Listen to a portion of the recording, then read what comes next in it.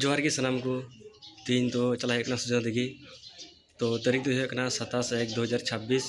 तो मोट 8 टीम गाती हाँ तो प्रथम गाती में हाँ हुगली वर्सेस सिलीगुड़ी और सेकेंड राउंड में हाँ हैदराबाद वर्सेस किंग फिशर पटका तो किंग फिशर पटका को सिद्धू मार्डी तक टीम बन नेलनाम तक तो चलो बन किचु वीडियो लासिंग तो बन लगे तो प्रथम राउंड शुरू हर खिलाड़ी के पास आग्रह है आपकी बंगर के ऑफिशियल के साथ आर्गुमेंट ना करें।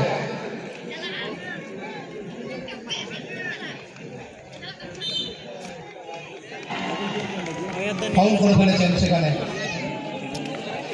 নিয়ে না ডাইস না না হ্যাঁ কত হইছে ডাইস ये कुनाड़ी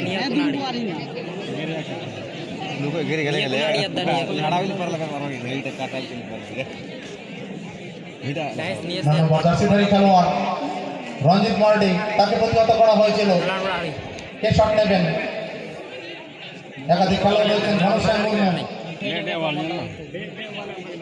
মন তো কম জিতে কো জিতা কি পুয়া কো ওয়াটারে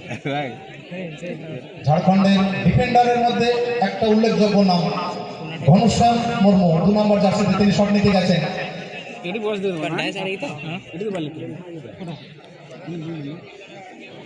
সামনে একটি মানব প্রাচীর ও না কোনা নিয়ে আড়ি